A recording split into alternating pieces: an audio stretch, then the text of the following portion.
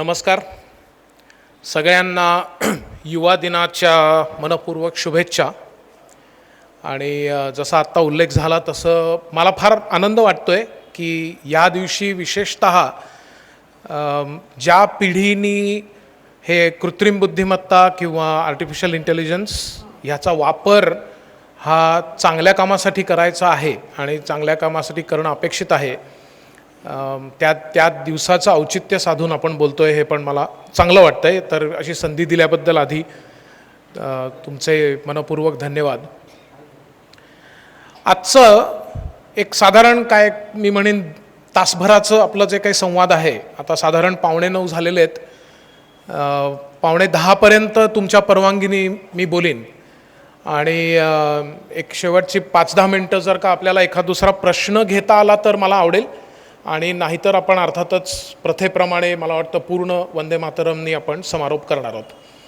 तर एक तासभरामध्ये artificial intelligence हा विषय, त्याच्याबद्दलची माहिती असं सगळं सांगणे हे थोडं धाडसाचं पण आहे आणि ते परिपूर्ण होणार पण नाही। आणि तरीसुद्धा मला अजिबात भीती याची वाटत नाही आहे की आपला विषय अपूर्ण राहील का वगैरे वगैरे, कारण जसं सुभाषजींनी सांगितलं तसं माझं नेहमीच म्हणजे कुठल्याही सभेला ॲड्रेस करताना किंवा मी जेव्हा वर्गात जाऊन शिकवतो त्यावेळेला मी स्वतःला हा प्रश्न विचारतो आणि त्याचं उत्तर होकारार्थी आल्याशिवाय शक्यतो बोलत नाही। ते म्हणजे की जी माहिती मी तुम्हाला देण्याचा प्रयत्न करणार आहे ती जर का गूगल किंवा ChatGPTवर उपलब्ध असेल तर माझं आणि तुमच्या संवादाचं महत्त्व काय? आणि हा प्रश्न इथे जे शिक्षक आहेत त्यांनी स्वतःला विचारण्यासारखा महत्त्वाचा आहे असं मला वाटतं। अजून एक 5 ते 10 वर्षामध्ये कदाचित मुलं वर्गामध्ये हात वर करून विचारणार आहेत की तुम्ही जे सांगता आहात ते आम्हाला घर बसल्या ChatGPT आणि गुगलवर उपलब्ध आहे, तर नेमकं व्हॅल्यू ॲडिशन ज्याला आपण म्हणतो की नवीन काय मिळतंय, माझ्या हाताला काय लागतंय, त्याचं उत्तर जर शिक्षकांनी शोधलं नाही तर परिस्थिती गंभीर होईल। आणि त्यामुळे आजचा विषय 1 तासात मांडता येणार नाही हे तुम्हालाही माहिती आहे, मलाही माहिती आहे। आणि तरीसुद्धा मी असं मगाशी म्हटलं की मला याची काही भीती वाटत नाही। याचं कारण माझं एकमेव उद्दिष्ट आहे आणि ते अतिशय सुस्पष्ट आहे आणि सिंपल आहे, साधं आहे। आणि ते उद्दिष्ट आहे की आर्टिफिशियल इंटेलिजन्स किंवा इंडस्ट्री 4.0 किंवा आता ते येऊ घातलेलं आलेलं इंडस्ट्री 5.0 याच्याबद्दल आपण जागरूक होणे आणि त्याच्याबद्दल काहीतरी ॲक्शन आपापल्या जीवनामध्ये घेणे, किंवा आत्ता उल्लेख झाला की बरेच सिनियर सिटीजन आलेले आहेत, बरेच वेळा सिनियर सिटीजन आलेले आहेत यांनी मला अतिशय आनंद यासाठी वाटतो की ते कन्झ्युमर तर आर्टिफिशियल इंटेलिजन्सचे आहेतच, परंतु आपल्या पुढच्या किमान 2 पिढ्यांना, 1 किंवा 2 पिढ्यांना ते याबद्दल जागरूक करू शकतात। आणि असा माझा अनुभव आहे। आता गेल्या 5 वर्षामध्ये अनेक ठिकाणी इनफॅक्ट फक्त सिनियर सिटीजनच्या ग्रुपनी सुद्धा मला या विषयावर बोलायला बोलवलं आहे, आणि त्यावेळेला जी इंटरॅक्शन झालेली आहे ती अशी की आमची करिअर झाली, आम्ही रिटायर झालो वगैरे सगळं ठीक आहे, पण पुढच्या 5 ते 10 वर्षामध्ये आमचा मुलगा, आमची मुलगी किंवा नात किंवा नातू किंवा कोणीतरी यांच्या जीवनामध्ये प्रचंड मोठी उलथापालथ होणार आहे हे आज आम्हाला कळलं, आणि म्हणून त्यांनी काय करायला पाहिजे याबद्दलची माहिती आम्ही त्यांना पोचवू। हे जरी झालं तरी मी म्हणेन की आजचा उद्देश सफल झाला। जो काही तुम्ही मला 1 तास अत्यंत प्रेमाने देता आहात त्याचा काहीतरी उपयोग झाला असं मला वाटेल। आणि त्यामुळे जरी हे 1 साइडेड लेक्चर असलं तरीसुद्धा मला असं वाटतं की याच्यामध्ये आपण ह्याच्याकडे आपण या दृष्टीने पाहूया। आणि तो सिंगल मोस्ट ऑब्जेक्टिव्ह काय आहे की इंडस्ट्री 4.0 किंवा आर्टिफिशियल इंटेलिजन्स किंवा कृत्रिम बुद्धिमत्ता यांनी खरोखरच पुढचे 5 ते 10 वर्षामध्ये जग खूप उलटपालट होणार आहे हे जर का आपल्याला कळलं आणि त्याच्याबद्दलच्या ॲक्शन्स आपल्याला कळल्या तर I think we have done something important. आणि हेच जर उद्दिष्ट असेल तर 1 तासामध्ये आपल्याला नक्की त्याचा निदान काही डेप्थपर्यंत, खोलीपर्यंत काही आपण उहापोह करू शकतो। आणि म्हणून मी तुम्हाला स्लाइड्स तर दाखवणार आहे, आणि सगळ्या स्लाइड्स मी कव्हर करीन असंही नाही, आपल्याला वेळेच्या मर्यादेमध्ये जसं जमेल तसं, परंतु मला तुम्हाला त्यात आर्टिफिशियल इंटेलिजन्स ह्याच्याबद्दलची माहिती देण्यापेक्षा त्याचं जे इम्पॅक्ट आहे तो मला जास्ती सांगायचा आहे आणि त्याच्याबद्दलचे आपलं ॲक्शन प्लॅन माझ्या मते काय आहे तो मला तुमच्यासमोर तुमच्या विचारार्ह ठेवायचा आहे. मला तुम्हाला असं म्हणायचं आहे की समजा मी तुमचा फोटो काढला आत्ता, तर मी तुम्हाला हे सांगू शकीन की तुम्ही BJPचे सपोर्टर आहात का शिवसेनेचे सपोर्टर आहात का NCPचे आहात का मनसेचे आहात एटसेट्रा. तर बहुधा तुम्हाला वाटायला लागेल की सुभाष सरांनी ज्याचा उल्लेख केला ते सायन्स फिक्शन सुरू झालं. तुम्ही म्हणाले हे शक्यच नाही, फोटो पाहून असं थोडंच सांगता येईल की हे मनसेचे का शिवसेनेचे. तर एक रिसर्च पेपर हा 2020 मध्ये जानेवारीमध्ये पब्लिश झाला, म्हणजे आता त्याला 2-3 वर्ष होऊन गेली, आणि त्याच्यामध्ये त्यांनी असं दाखवलेलं आहे आणि तो पेपर मी तुमच्यासमोर ठेवतो. आणि त्यात हा तो पेपर आहे, मायकल कोझिन्स्की नावाच्या एका माणसाने लिहिलेला आहे आणि हा माणूस अतिशय प्रख्यात आहे, खूप महत्त्वाचा आहे आपल्या सगळ्यांसाठी सुद्धा. आणि त्यांनी असा पेपर लिहिला आहे, facial recognition technology can expose political orientation from naturalistic facial images. म्हणजे खरोखर नुसता तुमचा फोटो पाहून किंवा चेहरा पाहून मी तुम्हाला 78-79% ॲक्युरसीने सांगू शकीन की तुम्ही कुठल्या पक्षाचे आहात. याचं इम्प्लिकेशन तुमच्या लगेच लक्षात आलं असेल, विशेषतः भारत देशामध्ये की जिथे अनेक राजकीय पक्ष आहेत, आणि ही ॲक्युरसी दिवसेंदिवस वाढत जाणार आहे. आणि या प्रकारची टेक्नॉलॉजी ही ऑलरेडी आपल्या घराघरांमध्ये आलेली आहे. उदाहरणार्थ तुमच्या सगळ्यांचा हा अनुभव असेल की समजा तुम्ही घरी काहीतरी म्हणलात की आज मला थाई करी खायची इच्छा झाली आहे, तर तुम्हाला दिवसाच्या अखेरपर्यंत बहुधा 5 ते 6 कुपनं तुमच्या व्हॉट्सॲपवर आलेली असतात. तुम्हाला काहीतरी ईमेल आलेली असते आणि त्याच्यामध्ये तुमच्या शेजारचं थाई करी कुठे चांगलं मिळेल याच्याबद्दलची जाहिरात असते, त्याचं कुपन असतं. आणि हे असण्याचं कारण आर्टिफिशियल इंटेलिजन्स आहे. तुम्ही मोबाईल जर काढलात आणि दिवसाच्या कुठल्याही वेळेला जर का वापरायला सुरुवात केलीत, तर त्याचा ब्राईटनेस ऑलरेडी तुमच्या नकळत हा ॲडजस्ट होतो आहे आणि तो आर्टिफिशियल इंटेलिजन्सनी होतो आहे. भारत देशाविषयी म्हणायचं झालं तर आपल्या आत्ताच्या संवादाच्या अखेरीला मी तुम्हाला काही गोष्टी तुमच्या नजरेसमोर ठेवीन की ज्यामुळे आपल्याला पटायला पाहिजे की आजच्या युवा दिनाचं औचित्य साधून आपण खरोखरच या विषयात काहीतरी ठाम ठोस काम करू शकणार आहोत. आणि त्याच्यामधला एक छोटासा भाग मी तुम्हाला सांगतो. गेल्या वर्षीचा ऑगस्ट-सप्टेंबरमधला अहवाल असं सांगतो की भारतामध्ये जेवढे टूथब्रश विकले गेले त्याच्यापेक्षा जास्ती मोबाईल विकले गेले. म्हणजे 10, 15, 20 वर्षापूर्वी जर आपण म्हटलं असतं की कृत्रिम बुद्धिमत्ता वगैरे ही जे काही सगळी थेरं आहेत ही सगळी पाश्चिमात्य देशांसाठी आहेत, आपल्याला त्याचा काय फरक पडत नाही, तर असं काही होणार नाही आहे. आता मोबाईल घरोघरी आहे. किमान एक मी म्हणेन मोबाईल घरोघरी आहे. लोकांकडे 2 किंवा 3 सुद्धा असतात. त्यामुळे जे इन्फ्रास्ट्रक्चर लागतं ते आपल्याकडे नक्की आहे आणि त्याचं प्रॉलिफरेशन, त्याचा जो विस्तार आहे तो अतिशय वेगाने होतोय. आणि त्यामुळे अशी सगळ्या जगाची खात्री झाली आहे, आपली झाली नसली तरी, की भारतामध्ये आर्टिफिशियल इंटेलिजन्स, कृत्रिम बुद्धिमत्ता आणि तंत्रज्ञान याला चांगले दिवस आहेत. इनफॅक्ट अमेरिकेतल्या बऱ्याचशा कंपन्यांचं असं मत आहे की त्यांनी जर भारतामध्ये मुंबई, बंगलोर, दिल्ली किंवा अशा काही ठिकाणी जर त्यांचं ऑफिस नसेल तर त्यांना इंटरनॅशनल रेकग्निशन कमी होतं असे अहवाल आहेत. आणि अत्यंत आनंदाची पण गोष्ट आहे आणि संधीची पण गोष्ट आहे आणि म्हणून मला तुमच्यासमोर ठेवावं असं वाटलं. आणि तुम्ही हे बहुधा बघितलं असेल, ही मुंबईतलीच गोष्ट आहे. डिजिटल भिकारी असं आलेलं होतं. मुंबईतल्या लोकलमध्ये एक भिकारी हा सांगतो की तुम्हाला जर मला भीक द्यायची असेल तर तुम्ही शक्यतो कॅश देऊ नका, माझ्याकडे जीपे आहे आणि तो QR कोड स्कॅन करा. म्हणजे तुम्ही 2 वेगळ्या घटना बघा. दिल्लीमध्ये G20 साठी आलेला जर्मन फायनान्स मिनिस्टर हा दिल्लीमध्ये बाहेर गेल्यानंतर त्यांनी काहीतरी भाजी विकत घ्यायला गेला आणि तिथल्या माणसाने सांगितलं भाजी विक्रेत्याने की तुम्ही QR कोड स्कॅन करा म्हणजे तुम्हाला ही भाजी मी देऊ शकीन. तर त्याचा विश्वास बसला नाही. तो म्हणला की विकसनशील देश भले असेल 5व्या स्थानावर GDPच्या भाषेत, परंतु हा यक्कश्चित माणूस हा QR कोड आणि तंत्रज्ञान आमच्याकडे पण हे नाहीये आणि त्यांनी ॲक्च्युली ती भाजी घेतली. ही दिल्लीमधली G20चं उदाहरण आहे आणि मुंबईतल्या लोकलचं पण मी उदाहरण तुमच्या समोर ठेवतो आणि मागच्या वर्षीचंच लोकसत्तामधलं हे चित्र आहे. त्यामुळे असं समजायला नको की हे काहीतरी परकीय आहे, ह्याच्याशी आपला संबंध नाही आणि आपण ह्याच्यापासून इम्यून आहोत, असं काही नक्की नाही.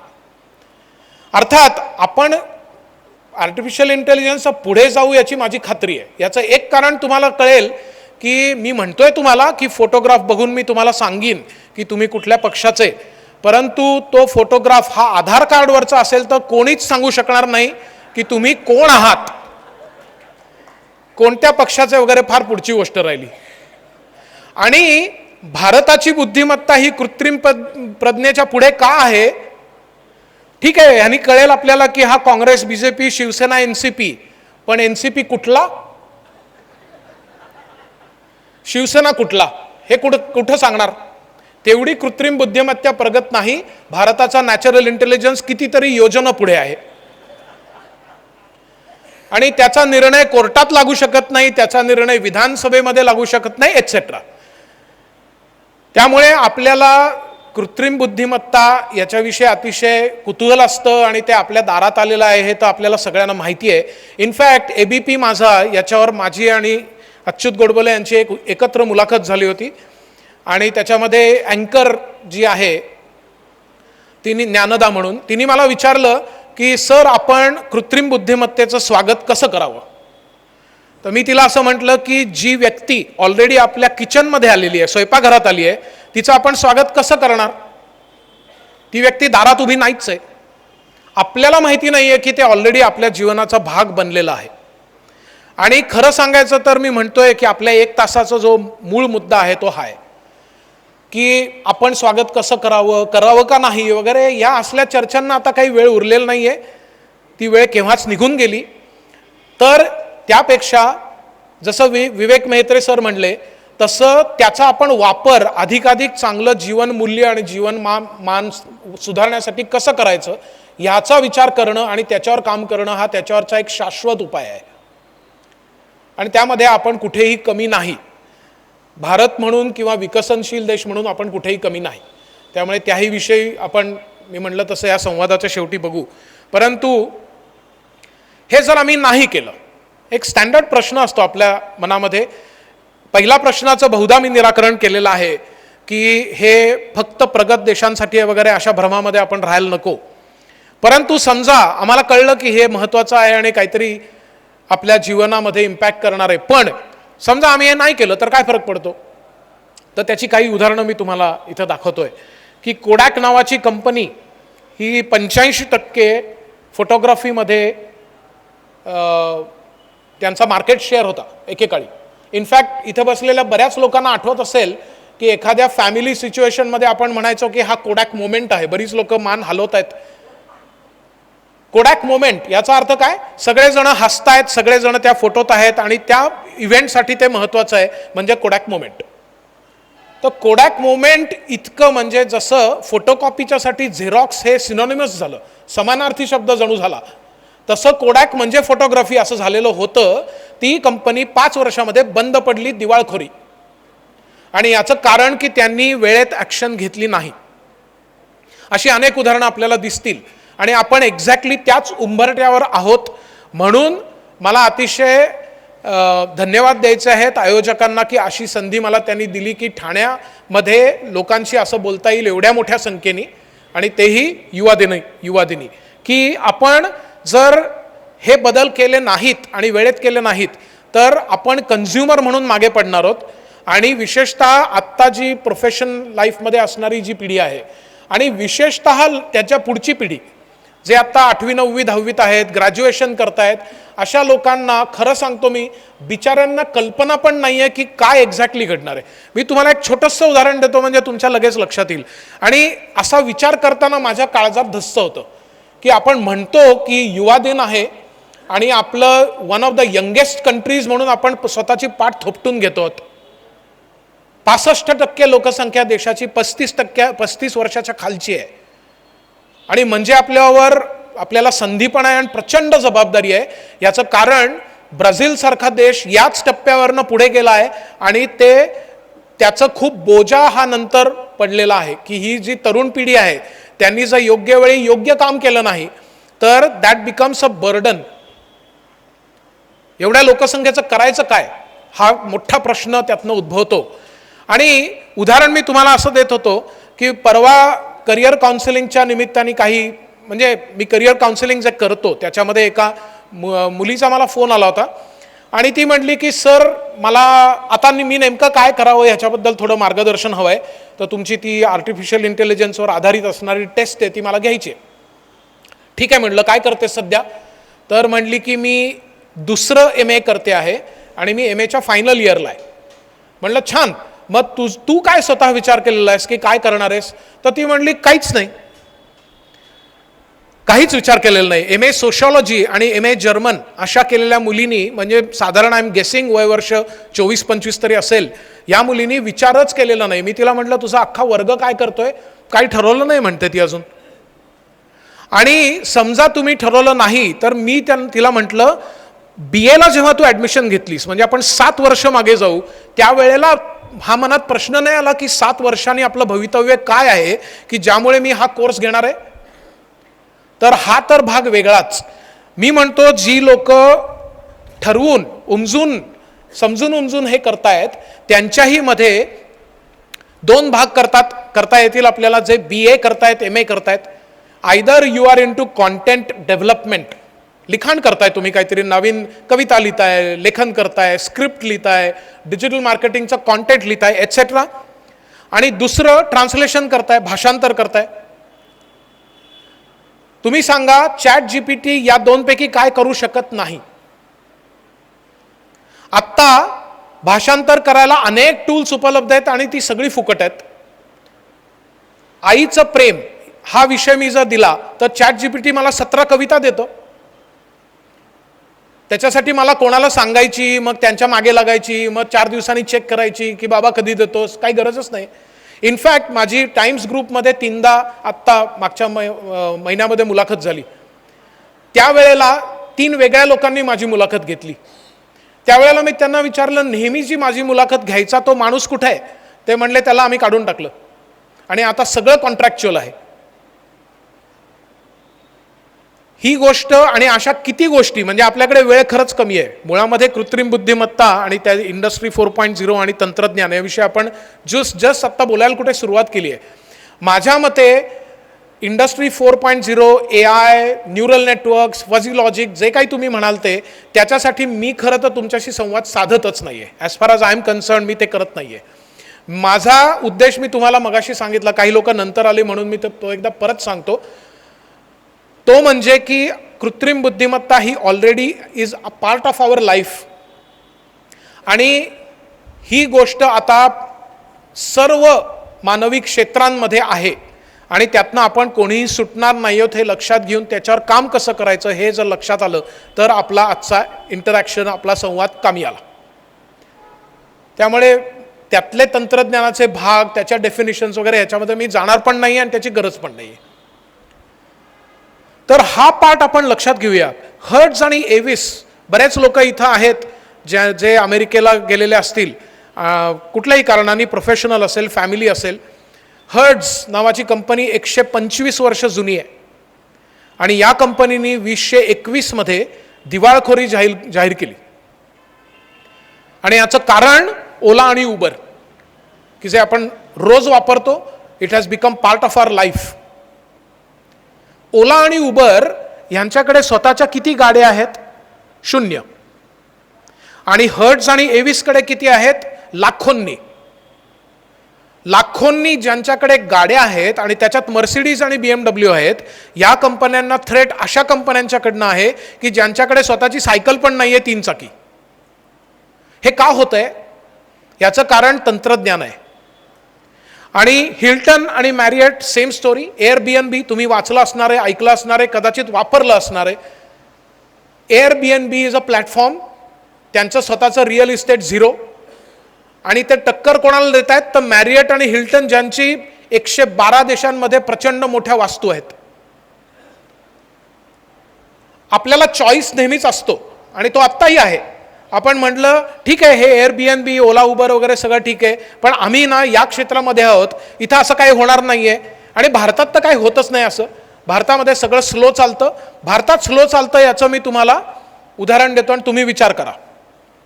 2006 आणि 7 मध्ये पहिल्यांदा जेव्हा याहू मॅप्स नावाचा एक प्रकार आला होता, आता आपण सगळे गुगल मॅप वापरतो, पण याहू मॅप म्हणून त्यावेळेला आलेला होता.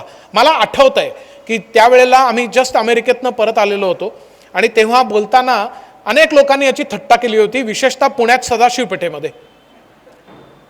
पुण्यामध्ये लोक म्हणली 122 आणि 123 सदाशिव पेठ हे सदाशिव पेठेतल्याच लोकांना कळत नाही कुठे आहे. हे याहू मॅपला कळायला अजून 100 वर्ष लागतील. आता पुण्यातला सदाशिव पेठेतला रिक्षावाला गुगल मॅप शिवाय हिंडत नाही. आणि जर का पुण्यातल्या किंवा ठाण्यातल्या किंवा मी म्हणेन भारतातल्या लोकांनी जर एखादी टेक्नॉलॉजी उचलून धरली तर काय होतं याची अनेक उदाहरणं तुम्हाला माहिती आहेत. व्हॉट्सॲपमध्ये जेव्हा झालं होतं की ते चार्ज करायला सुरुवात करणार आहेत, तेव्हा भारतातल्या लोकांनी अचानक टेलिग्रामवर मूव्ह झाले, सिग्नलवर मूव्ह झाले आणि ते झाल्या व्हॉट्सॲपच्या भीतीने फेसबुकने सांगितलं की नाही आम्ही काही चार्ज बीज करणार नाही, नाहीतर आमचा सगळा धंदाच बसेल. जेव्हा आपण मॅगी नूडल्स खातो, मॅगी नूडल्समध्ये 1 वर्षाकरता फूड अँड ड्रग ॲडमिनिस्ट्रेशनने असं सांगितलं की त्याच्यामध्ये मोनोसोडियम ग्लुटामेट हे काही प्रमाणामध्ये जास्त आहे आणि ते हानिकारक आहे. यासाठी आपण मॅगी नूडल्सवर 1 महिना आणि 3 दिवस बंदी आणली होती. ती बंदी आणल्यानंतर आपण नूडल्स खाणं बंद केलं कारण मिळतच नव्हती. ते झाल्यानंतर स्वित्झर्लंडमध्ये नेस्ले कंपनी, ज्यांचं मॅगी नूडल्स आहे, त्यांचा स्टॉक 63% खाली आला. आपण नूडल खाल्ले नाही म्हणून एखाद्या कंपनीचा स्टॉक युरोपमध्ये 63% खाली आला. विचार करा. दिस इज इंडियन पॉवर. आणि ह्याचाच वापर आत्ता आपलं गव्हर्नमेंट करतं आहे. आणि विशेषतः मगाशी त्यांनी जीएसटीचा उल्लेख विनोदानी केला की जीपीटीचा जीएसटीशी काही संबंध आहे का. जीएसटी याची सगळ्यात मोठी उपलब्धी काय असं आम्ही जेव्हा यूपीएससी एमपीएससीच्या मुलांना विचारतो तेव्हा ते काहीतरी म्हणतात की लोकांना सोय झाली आहे, ते पैसे परत मिळतात, इनपुट क्रेडिट वगैरे वगैरे. सगळ्यात महत्त्वाची, माझ्या दृष्टीने महत्त्वाची गोष्ट आहे ती म्हणजे जीएसटी झाल्यामुळे भारत ही प्रचंड मोठी अनपॅरलल्ड बाजारपेठ झालेली आहे. आपलं निगोसिएशन हे जगामध्ये आपण म्हणू त्या टर्म्सवर होऊ शकेल. ह्या प्रकारची बाजारपेठ कोणत्या जगातल्या देशाला नकोय. आणि हे सगळं जे घडतं आहे ते तंत्रज्ञानानेच घडतं आहे. तंत्रज्ञानाशिवाय हे घडणं शक्य नाही. आणि म्हणून आपल्याला competition to Hilton, Mercedes Benz, BMW, Hertz ही जी दिग्गज नावं आहेत ती धुळीला मिळण्याची शक्यता आहे. आणि याचं कारण की आर्टिफिशियल इंटेलिजन्स, म्हणून आपण आर्टिफिशियल इंटेलिजन्स समजून घेतलं पाहिजे. रॅपिड चेंजेस, प्रचंड बदल जे घडत आहेत त्याच्याबद्दल आज तुम्ही वाचलं असणार आहे की आज टाइम्स ऑफ इंडियामध्ये बातमी आहे. जणू काय आपलं आज हे सेशन आहे म्हणून त्यांनी ती छापली असं मला वाटलं. टाटा कन्सल्टन्सी आणि इन्फोसिस यांनी पुढचं 24 मधलं पहिलं हाफ ब्लीक आहे असं सांगितलंय. 12,000 लोक अल्फाबेट म्हणजे गुगलची पेरेंट कंपनी काढून टाकते जगभरातनं असं त्यांनी सांगितलंय.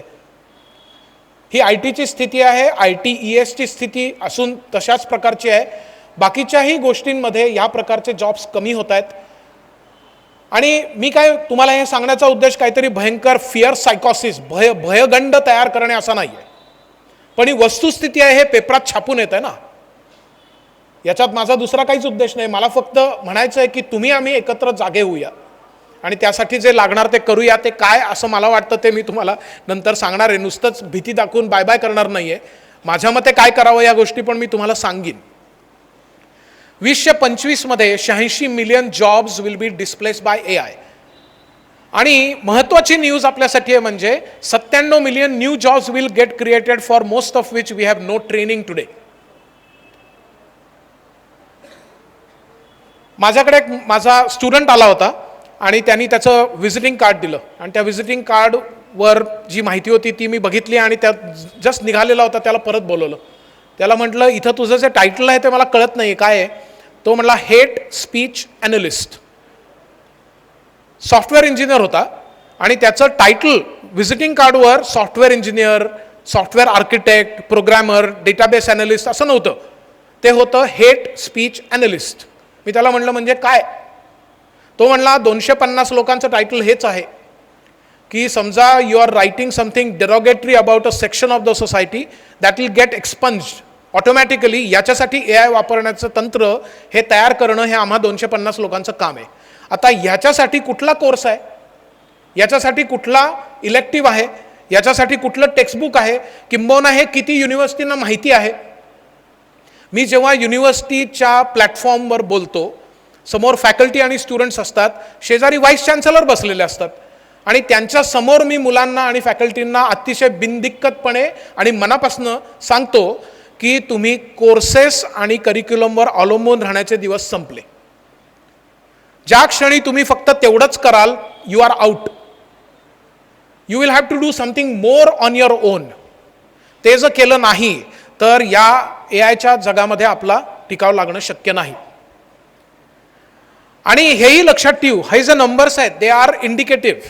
म्हणजे मगाशी उल्लेख झाला विवेक मेत्रे सरांनी केला की कम्प्युटर हा जाळला गेला, सिम्बॉलिकली पण जाळला गेला की बुवा आमचे जॉब जात आहेत. हे नवीन नाही आहे असं आपण म्हणू शकतो आणि त्याच्याबद्दलची पुढच्या स्लाईडमध्ये मी तुम्हाला उल्लेख करणारच आहे. परंतु जेव्हा कम्प्युटर जाळला गेला त्यावेळेला असणारी स्थिती आणि आत्ताची स्थिती याच्यामध्ये खूप मोठा फरक आहे, हे आपण क्लिअरली लक्षात घेऊया. आणि हे मला नेहमी येणारं आर्ग्युमेंट आहे लोकांकडनं की अहो बदल होतच असतात, change is the only permanent thing. तर तुम्ही याचा बाऊ कशाला करताय? टेक इट इन स्ट्राईड आणि let's go ahead. Life is hunky dory, काळजी करायचं काही कारण नाही. तर हे असं काही नाही आहे. आणि आत्ताचा वेग, इनफॅक्ट वेगाचा वेग हा फार भयावह आहे, हे आपल्याला लक्षात ठेवायला लागेल. 50,000 डेटा सायंटिस्ट रिक्वायर्ड आहेत आणि आत्ता त्याचं सिव्हिअर शॉर्टेज आहे. डेटा सायंटिस्ट मिळतच नाही आहेत लोकांना. 62 अनस्किल्ड गव्हर्नमेंट जॉब्स, याच्यासाठी 93,000 ॲप्लिकेशन्स आलेले होते आणि 213 त्यातले PhD होते. ही स्थिती आहे. आणि आत्ता आपण ज्या सगळ्या न्यूज वाचतोय त्याच दिशेने चालल्या आहेत. आणि आपण असं म्हणतोय की चीन हा आपला स्पर्धक आहे, शत्रू, स्पर्धक काही म्हणा. आणि त्या दृष्टीने बघायचं झालं तर चीनमध्ये, हे मला माशेलकर सरांनी सांगितलं आणि हे कसं कळलं मला, ज्या वेळेला मी इंडस्ट्री 4.0 हे पुस्तक लिहिलं की जे मी तिथं आत्ता आणलेलं पण आहे. आणि मुद्दाम मी हे सांगतोय की याची मूळ किंमत 200 आणि अजून एक पुस्तक आहे त्याची 250 आहे, ती मी सरसकट 100ला देतो. याचं कारण ह्याचं प्रोडक्शन मीच केलेलं आहे आणि ह्याचा मूळ उद्देश ही गोष्ट रुरल महाराष्ट्रामध्ये जाणं आवश्यक आहे असं मला वाटतं.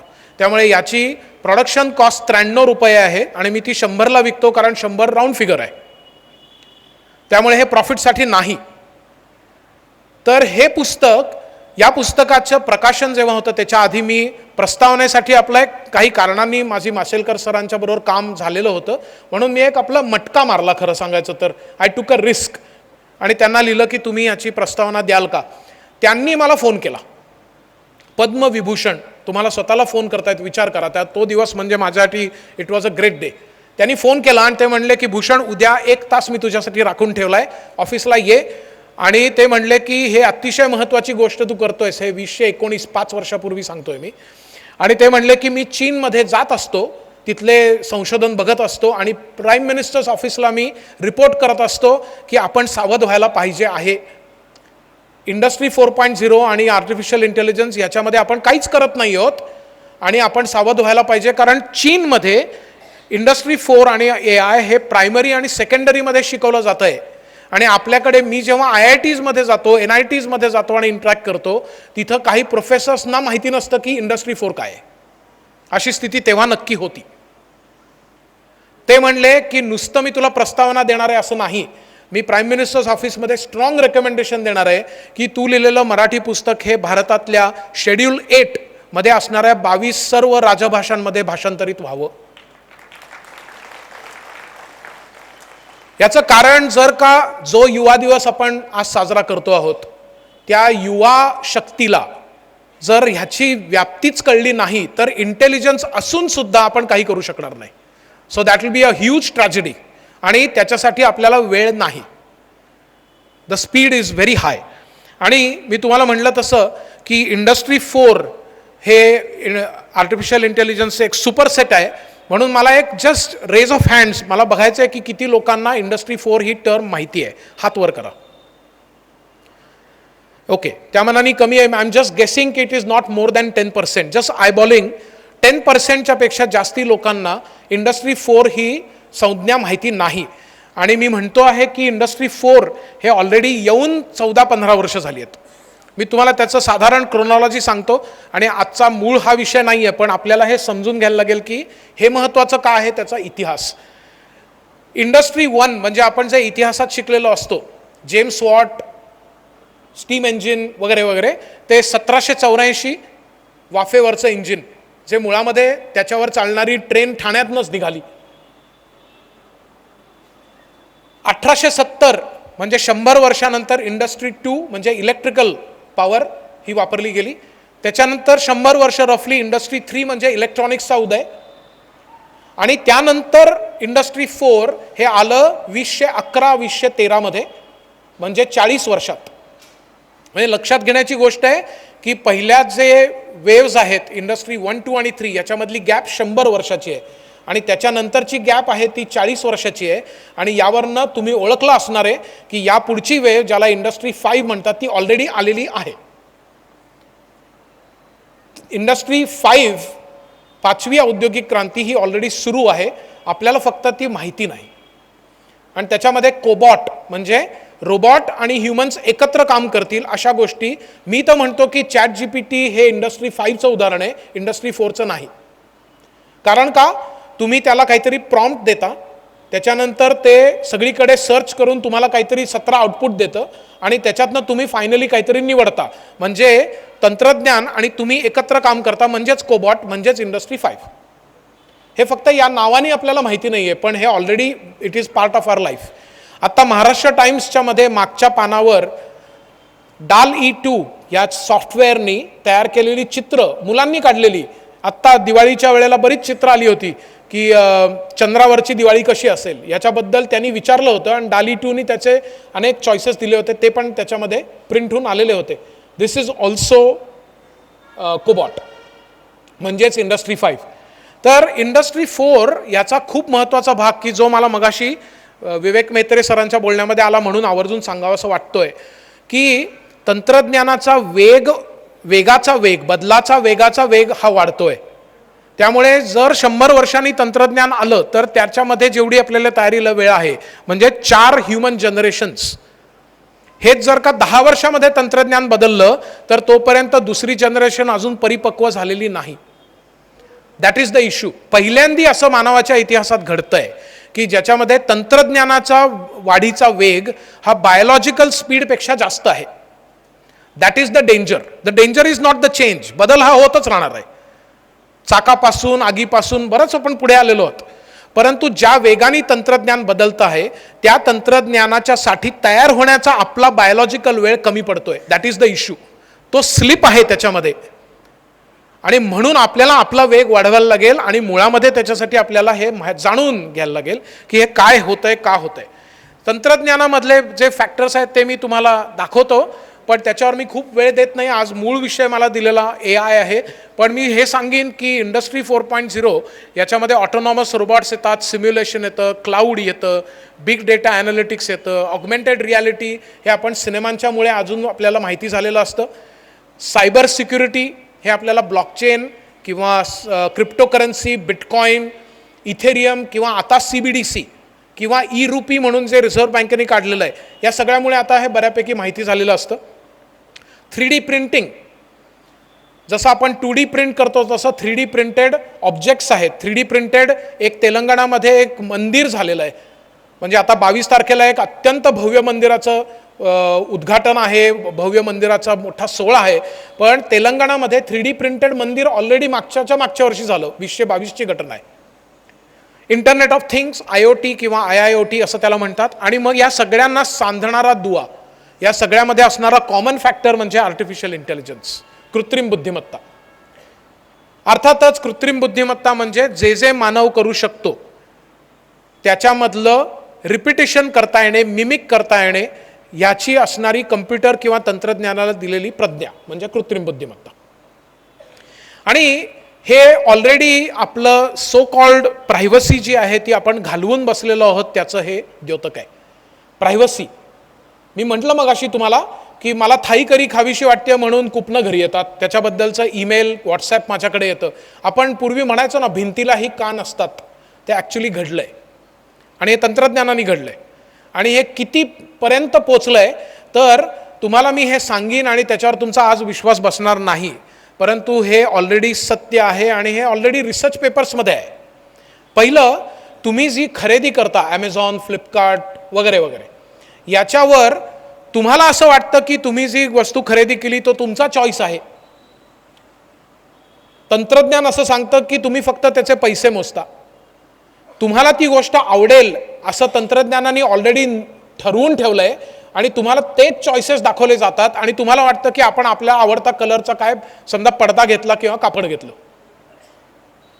आणि दुसरं, तुमचं जर फेसबुकवरचे लाईक्स मी बघितले, ट्विटरवरचे फीड मी बघितला, तर त्याच्यावरनं तुम्ही काय प्रकारचे विचार करणारे व्यक्ती आहात याच्याबद्दलची ॲक्युरसी ही फक्त 300 लाईक्सवरनं I am able to give you 92% plus accurate picture about you. हेच जर मी 450 पर्यंत नेलं तुमचं फेसबुकवरचे लाईक्स, तर तुमच्या लाईफ पार्टनरपेक्षा अधिक ॲक्युरेटली मी प्रेडिक्ट करू शकेन की तुम्ही काय प्रकारचा विचार कराल. हे ऑलरेडी रिसर्च पेपर्स आहेत, म्हणजे याच्यामध्ये कुठे there are no two ways about it असं म्हणूया आपण. आणि त्याचं एक उदाहरण मी तुम्हाला दाखवतो. थोडा 1-2 मिनिटाचा व्हिडिओ आहे, तुम्ही जर नीट ऐकलात तर आय थिंक तुम्हाला त्यातली गंमत पण कळेल आणि तुम्ही पाहिला असेल आधी तरी तुम्हाला मजा येईल याची मला खात्री आहे, कारण मी हा 17व्यांदा पाहतोय. Hi, is this Pizza Hut? No, sir, it's Google Pizza. Oh, sorry, I must have dialed the wrong number. No, sir, Google bought Pizza Hut last month. Okay, I'd like to order a pizza then. Do you want your usual? My usual? Do you know me? According to our database, the last 12 times you called, you ordered an extra large pizza with 3 cheeses, sausage, pepperoni, mushrooms, and meatballs on a thick crust. Super. Yeah, that's what I want. May I suggest that this time you order a vegetarian pizza with sun-dried tomatoes on a whole wheat gluten-free crust? Shit, no. I don't want a vegetarian pizza. It sucks. It's too healthy. Your cholesterol is no good. How in the hell did you know that? We cross-referenced your home phone number with your medical records. We have the results of your blood tests for the last 7 years. Well, either way, I don't want your goddamn vegetarian pizza. I take medication for the cholesterol problem. Excuse me, sir, but you have not taken your medication regularly. According to our database, you purchased only a box of 30 tablets once at Superfarm Pharmacy 4 months ago. I bought more from another pharmacy. That doesn't show on your credit card statement. Well, I paid in cash, that's why. But you did not withdraw enough cash according to your bank statement. Jesus Christ, I have other sources of money. That doesn't show on your latest tax returns unless you bought them using an undeclared income source, which is illegal. What the hell? Somehow you have my tax records? This is nuts! I'm sorry, sir. We use such information only with the sole intention of helping you. I'm sick and tired of Google and Twitter and WhatsApp and all that shit. I'm going to a desert island where I don't have to deal with any of that shit. I understand, but you need to renew your passport first.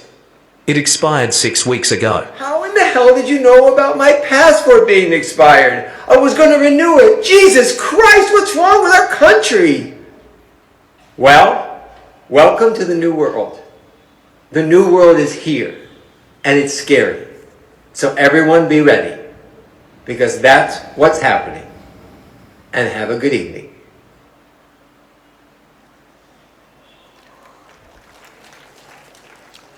This is the essence where artificial intelligence is leading. सर्व data एका ठिकाणी आहे आणि आपल्याला असं वाटेल हे फारच अतिरंजित आहे, कपोलकल्पित आहे. चायनामध्ये प्रत्येक नागरिकाची सगळी माहिती गव्हर्नमेंटला सर्व मूव्हमेंट सकट असते. ते मानतील न मानतील, पब्लिकली मानतील न मानतील, हा वेगळा मुद्दा आहे. परंतु ही माहिती गव्हर्नमेंटकडे किंवा कुठल्याही सेंट्रल रिपॉझिटरीमध्ये असणे. आत्ता मिशन इम्पॉसिबल जो आत्ता लेटेस्ट आला आहे, कोणी बघितला का? आत्ता OTTवर आहे. मिशन इम्पॉसिबलमध्ये द एंटिटी या नावाने काहीतरी त्यांनी हेच तयार केलं आहे की ज्याच्यामध्ये सर्व माहिती ही एका सेंट्रल रिपॉझिटरीमध्ये आहे. आणि आपल्याला असं वाटू शकतं की आपण आपण आपापल्या घरामध्ये आता प्रायव्हसी वगैरे राखू ना, तसं काही नाही आहे. हा आपला अत्यंत मोठा भ्रम आहे. एवढंच काय, किती परव्हेसिव्ह म्हणजे किती ते तुमच्या जीवनामध्ये प्रवेश करतं झालं आहे याचा विचार करा. असं म्हणतात की, आणि असं आहे, म्हणजे नुसतं म्हणतात नाही, तुम्ही ब्रश करताय, सकाळी उठलात, तुमच्या डोळ्यावर अजून झोप आहे आणि तुम्ही एक चहाचा कपसुद्धा घेतलेला नाही आहे, ब्रशिंग करताय. ब्रशिंगमध्ये जे ब्रिसल्स आहेत, ते जे केस आहेत ब्रशचे, त्याच्यामध्ये सेन्सर्स आहेत आणि ते बघतात की तुमच्या दातामध्ये कुठे भेगा आहेत का नाही. आणि ते तुमच्या न कळत फोनवरनं, तुमच्या वायफायवरनं तुमच्या डेंटिस्टला ऑलरेडी फोन करून सांगतात की अ व्हिजिट इज इन ऑर्डर. आणि चहाचा कप संपेपर्यंत तुम्हाला डेंटिस्टच्या ऑफिसमधनं फोन येऊ शकतो, तोही ऑटोमेटेड, की तुम्हाला दात चेक करणं आवश्यक आहे, तर कधी येत आहे, आज का उद्या. आणि तुम्ही म्हणाल माझा चहाचा कप अजून संपतोय, मी कोणाला फोन पण केला नाही. This is the pervasive nature of technology. आणि हे आत्ता कदाचित भारतात आत्ता हे मी सांगतोय हा प्रकार नसेल, परंतु तो यायला वेळ लागणार नाही आणि तो आल्यानंतर तो पसरायला वेळ लागणार नाही. आपली प्रचंड पॉप्युलेशन विल टेक केअर की this technology will be most absorbed by India. आणि म्हणून ह्याच्यावर आपल्याला विचार करणं आवश्यक आहे. जे बदल घडत आहेत ते या प्रकारचे, मी म्हणतो सायबर आणि फिजिकल हे पूर्वी दोन वेगळे होते, आता ते सायबर फिजिकल किंवा ज्याला फिजिटल असं म्हणतात. फिजिटल म्हणजे फिजिकल आणि डिजिटल एकत्र येणे. ओनरशिप सोल्युशनवरनं प्लॅटफॉर्म प्लेवर आपण गेलेलो आहोत, म्हणजे हिल्टनच्या ऐवजी एअरबीएनबी, म्हणजे ओनरशिप सोल्युशनच्या ऐवजी प्लॅटफॉर्म प्ले. आता एज्युकेशन हे रीडिंग, रायटिंग आणि अरिथमॅटिक याच्यावरनं इंटरॅक्टिव्ह, इंडिव्हिज्युअलाइज आणि इंटरडिसिप्लिनरी झालं आहे आणि नोईंगपेक्षा डुईंगला जास्ती महत्त्व आलेलं आहे. आणि बाकीही बरेच बदल घडत आहेत. मी ही स्लाईड स्किप करतो. मी फक्त तुम्हाला या 3 गोष्टी दाखवतो आणि नंतरचा पण व्हिडिओ मी स्किप करतो फॉर वॉन्ट ऑफ टाईम. की डावीकडे जे आहे ते जर्मनीमधलं मर्सिडीज बेंचचा एक प्लांट आहे की जिथे 690 लोक काम करत होते आणि उण्यापुऱ्या 3-3.5 महिन्यामध्ये त्यातले फक्त 17 लोक उरले आणि बाकीच्या लोकांना घरचा रस्ता पकडायला लागला. आणि याचं कारण त्या जगडव्याळ अशा असणाऱ्या मशिनरीमध्ये सर्व ऑटोमेशन आल्यानंतर 3.5 महिन्यानंतर लोकांची गरज नव्हती. आता हे तंत्रज्ञानातनं झालं. तुम्ही ठाण्यामधलंच हे उदाहरण मी देतोय. एका व्हेजिटेरियन रेस्टॉरंटमध्ये एक वेट्रेस जी आहे ती रोबॉट आहे ठाण्यामध्येच, आणि आता बंगलोर, चेन्नई सगळीकडे आलं आहे. आणि तिथे तुम्हाला ती सर्व करते. माझ्या डोक्यामध्ये हे येतं की ही गंमत म्हणून ठीक आहे. मी बंगलोरमधला एक माणूस जो ज्याच्याकडे अशा तऱ्हेची रोबॉट फूड सर्व करते त्याला विचारलं याचं गणित काय आहे. तो म्हणला की ही साधारण मला 2 लाखाला ही रोबॉट पडली आणि 2 किंवा 3 लोकांचं काम ही रोबॉट अत्यंत कटकट न करता करते. कधीही सिक लीव्ह टाकत नाही, कंटाळा करत नाही, बॅटरी लावून चार्ज केलं की काम सुरू. आणि या नॉवेल्टीच्यामुळे तुम्ही पण आलात की माझ्या रेस्टॉरंटमध्ये, त्यामुळे माझा सेल पण वाढलेला आहे.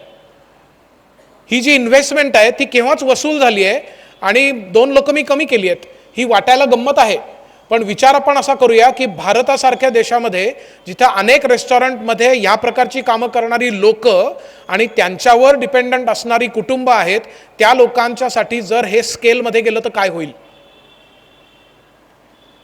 दिस is a very important thought. This is not only about technology जे डावीकडे तुम्हाला दिसतंय ते पण महत्त्वाचं आहे, पण स्केलच्या दृष्टीने बघायचं झालं तर उजवीकडचं जास्ती महत्त्वाचं आहे आणि ते भारत देशाला अमेरिकेपेक्षा जास्ती लागू आहे. So will have to worry about that. नुसतं एवढंच नाही, समजा आपण कॉमर्सचा विषय घेतला आणि गंमत अशी आहे की मी जेव्हा जेव्हा असे पब्लिक टॉक्स दिलेले आहेत तेव्हा पहिल्या 2 रांगांमध्ये नेहमीच चार्टर्ड अकाउंटंट बसलेले असतात आणि सेशन नंतर ते येऊन विचारतात की सगळीकडे आता आम्हाला असं दिसतंय की GSTच्यामुळे सगळं एकत्रीकरण झालेलं आहे, त्याचं ऑटोमेशन झालेलं आहे. नुसतं एवढंच नाही तर pre filled income tax returns हे ऑलरेडी लोकांकडे जायला लागलेत. आम्हाला 5 ते 10 वर्षानंतर नेमकं काम काय असेल याच्याविषयी आम्ही सचिंत आहोत. आणि चार्टर्ड अकाउंटंट सोसायटीनी मला ऑलरेडी कॉन्टॅक्ट केलं आहे की सायकॉलॉजी, इमोशनल कोशंट आणि AI या 3 विषयांचा अंतर्भाव इलेक्टिव्ह म्हणून चार्टर्ड अकाउंटन्सीच्या करिक्युलममध्ये करायचा आहे, तर तुम्ही मदत करू शकाल का? विचार करा, चार्टर्ड अकाउंटन्सीमध्ये सायकॉलॉजी आणि AIचा अंतर्भाव करायचा आहे असं ऑलरेडी CAच्या संस्था म्हणतायत, तेच कंपनी सेक्रेटरीच्या संस्था पण म्हणतायत. आणि इथे दिसतंय हायरिंग हे AIच्या साह्याने होतंय. डिजिटल ट्रान्झॅक्शन तर होतातच आहेत. IFRS international financial reporting standard हे बऱ्यापैकी ऑटोमेट झालेलं आहे एटसेट्रा. आणि माझा जो CA आहे त्याच्या ओळखीची CS हिची स्टोरी मी आत्ता ऐकली, 1-2 महिने झाले, की त्या CS कडे तो गेलेला असताना तिने एक छोटे ऑफिस होतं आणि छान होतं म्हणून तो म्हणला की अरे वा, तू अजून एक ऑफिस घेतलंस का? आधी मोठं ऑफिस होतं त्याला ॲडजंक्ट. ती म्हणली ते ऑफिस बंद आहे आता, माझं हे एवढं छोटंसं ऑफिस आहे. आणि याचं कारण की अमेरिकेतनं आम्हाला कॉन्ट्रॅक्ट लिहिण्यासाठी जे असाइनमेंट यायची ते आता ब्लॉकचेन वापरून स्मार्ट कॉन्ट्रॅक्ट्स तिथलीच लोक करतायत ऑटोमेटेड. आम्हाला 28 लोकांना काम देण्यासाठी नाही. त्यांना मी सांगितलंय की अच्छा 3 महिन्यानंतर हे काम संपलं की you are off. Company secretary, chartered accountant, तुम्ही सांगा पोर्टफोलिओ मॅनेजमेंट याच्यामध्ये मोटा भाई नावाचं एक ॲप आहे. असे बरेच ॲप्स आहेत आणि तुम्ही फक्त तुमचे असणारे उपलब्ध पैसे सांगा, टार्गेट सांगा आणि किती वर्ष आहे सांगा आणि रिस्क पर्सेंटेज सांगा, तुम्हाला ऑटोमॅटिकली अनेक पोर्टफोलिओ येतील, त्याच्यामध्ये रँकिंग येईल. You don't need a CFA chartered financial analyst. असं होणार आहे अजून 5 ते 10 वर्षामध्ये. आत्ता जी BCom करू इच्छिणारी, CA करू इच्छिणारी मुलं मुली आहेत त्यांच्या क्लासमध्ये जेव्हा मी याबद्दल सांगतो तेव्हा ती मुलं अनभिज्ञ आहेत, पण दुःखाची बाब आहे की त्यांचे पालक अनभिज्ञ आहेत. त्यांनी त्यांच्या या फ्रोझन मेमरीवर यांना CAला लाख रुपये भरून पाठवलेलं आहे आणि त्यांचा असा समज आहे की एकदा का गंगेत घोडं न्हालं की ह्याचं पुढचं आयुष्य व्यवस्थित आहे. तर तसं काही नाही आहे. आणि हा फार मोठा धोक्याचा कंदील आहे. BA करणारी, कॉमर्स करणारी आपल्याकडे 78% जनता आहे. टेक्निकल, मेडिकल ही सोडली तर बहुतांशी लोक अशा प्रोफेशनमध्ये आहेत की जिथे डिस्रप्शन मोठ्या प्रमाणात होणार आहे. आणि म्हणून आपण जागृत होण्याची गरज आहे. समजा तुम्ही म्हणाल की ठीक आहे बुवा, कॉमर्सचं आम्ही समजू शकतो. हे चित्र मी तुम्हाला का दाखवतोय? हे चित्र एडमंड डी बेलामी नावाचं चित्र आहे आणि ख्रिस्तीज म्हणून एक ऑक्शन हाऊस आहे. त्या ऑक्शन हाऊसमध्ये याचं लिलाव चालला आणि त्या लिलावामध्ये याची मूळ प्राईस लावण्यात आली $10,000 आणि इव्हेंच्युअली ते $4,38,500 $500,000 विकलं गेलं. आणि तो जो कोण माणूस होता, मला तर काय अजून याच्यामध्ये तेवढं काय एक्झॅक्टली ते कळलेलं नाही. तुम्हाला कळत असेल तर तुमच्याविषयीचा आदर माझा वाढेल. पण तो माणूस आला, त्यांनी चेक लिहून दिला आणि तो म्हणला की मला हे चित्र तर हवंच आहे कारण मी विकत घेतलंय, पण ज्या महान कलाकारांनी हे काढलं त्याला मला भेटायचं आहे. आणि त्याला सांगण्यात आलं की हे चित्र हे कोणत्याही जिवंत माणसांनी काढलेलं नाही, हे या इक्वेशननी काढलेलं चित्र आहे. ही माणसाची कलाकृतीच नाही आहे. याला सिंग्युलॅरिटी किंवा ट्युरिंग मशीन असं म्हणतात टेक्निकली, की जेव्हा तुम्हाला एखादी कलाकृती, एखादी गोष्ट, एखादी वस्तू, एखादा प्रोग्रॅम, एखादा अल्गोरिदम हे मानवानी तयार केलं आहे का मशीननी केलं आहे हे कळत नाही, त्याला ट्युरिंग टेस्ट असं म्हणतात. आणि आपण ट्युरिंग टेस्ट पार करून ऑलरेडी आलेलो आहोत 2024 मध्ये. हे त्याचं उदाहरण आहे. आणि हे तर उदाहरण मी तुम्हाला दाखवतोय, हे खूप जुनं आहे. BA, MA ह्याच्याबद्दल आपण ऑलरेडी बोललो. लीगल फील्डमध्ये अनेक ठिकाणी तुम्हाला असं दिसेल की एखादं जजमेंट पास करायचं. आता हे एक उदाहरण मी तुम्हाला 2018 म्हणजे आता ते खूप जुनं झालं त्याच्यातलं देतो. International court of justice the हेगमध्ये जे आहे त्याच्यामध्ये 13 टॉप जजेस जगातले होते. त्यांनी दिलेलं जजमेंट ह्याच्यापेक्षा 1 वेळामध्ये आणि जास्ती ॲक्युरेट जजमेंट हे AIने दिलं. हे किती मोहक आहे हे लक्षात घ्या. भारतामध्ये आत्ता ऑनरेबल सुप्रीम कोर्ट असं म्हणतंय की आपल्याकडे प्रचंड पेंडन्सी आहे आणि तारीख पे तारीख हे काय आपल्याला नवीन नाही, ऐकायला पण नाही आणि दुर्दैवाने अनुभवायलाही नाही. याच्यामध्ये हे केवढं महत्त्वाचं ठरेल. इनफॅक्ट 4 वर्षापूर्वी राज्यसभेमध्ये एक खासदार त्यांनी माझी मदत घेतली होती आणि मी त्यांच्याशी संपर्कात होतो जेव्हा ते ॲक्च्युली संसदेत होते.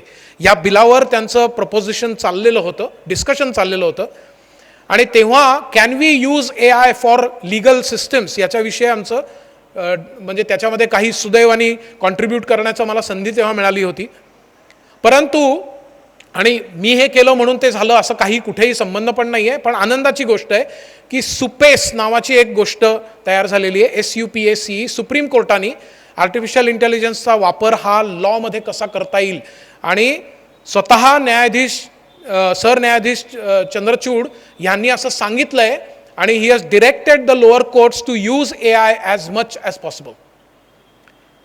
दिस is a very important step in legal field for even for India. माझ्या मते पुढची फिल्म लिहिली जाणे, डान्स मूव्ज या ऑलरेडी AI ठरवत आहे. म्युझिक, नवीन राग ऑलरेडी 3 तयार झालेले आहेत, AIने तयार केलेले आहेत. नवीन रागच बांधले गेलेले आहेत. Original rap song has been created by AI. Shelby नावाच्या एका कम्प्युटरला, हे पण जुनी गोष्ट सांगतोय मी, 1,40,000 हॉरर स्टोरीज फीड केल्या होत्या आणि त्याला सांगितलं एक नवीन हॉरर स्क्रिप्ट लिही. ती हॉरर स्क्रिप्ट अतिशय छान होती आणि लोकांना कळलं नाही की ही कम्प्युटरने लिहिली आहे की मानवाने लिहिली आहे. इनफॅक्ट गेम ऑफ थ्रोन्स तुम्ही काही लोक बघत असाल, त्यातलं एपिसोड 1 सीझन 8 हे ऑलरेडी AIने लिहिलं आहे असं होऊन 2019 होऊन गेलं. मला तर काय वाटतं की महाराष्ट्राचं लाडकं व्यक्तिमत्व पु ल देशपांडे यांचं व्यक्ती आणि वल्ली आहे. व्यक्ती आणि वल्लीमधलं एखादी व्यक्ती किंवा वल्ली ही यापुढे AI लिहील आणि ती आपल्याला कळणार नाही की हे पुलंचं अप्रकाशित साहित्य आपल्याला हाताला लागलं आहे का कम्प्युटरनी नवीन वल्ली तयार केली आहे, हे आपल्याला कळणारच नाही आहे. या लेव्हलपर्यंत आपण ऑलरेडी पोचलेलो आहोत. जणू हे कमी आहे फाईन आर्ट्स. म्हणजे माझा ना खुला चॅलेंज आहे तुम्हाला, तुम्ही फक्त फील्ड सांगा मला, त्याच्यामध्ये किमान एक कंपनी अशी मी तुम्हाला सांगेन जी AIचा वापर करते आहे आणि is doing better than human beings. खुला चॅलेंज आहे, कुठलंही फील्ड सांगा. आत्तापर्यंत touchwood I have not failed आणि I am not happy about it. हे चित्र बघा, फोटो बघा. This photo was declared as the best photo of the year 2023 by Sony. This is like Nobel prize of photography. आणि असं निष्पन्न झालं की ह्या माणसाला बोरिस कोण जो आहे त्याला जाहीर झालं पहिलं बक्षीस आणि त्याला बोलवण्यात आलं. तो स्टेजवर आला आणि त्यांनी वाकून नमस्कार केला आणि तो म्हणला की मला तुम्ही हे बक्षीस देता याबद्दल धन्यवाद, पण मी ते स्वीकारू शकत नाही कारण हा फोटो AI जनरेटेड आहे, मी काढलेला नाही.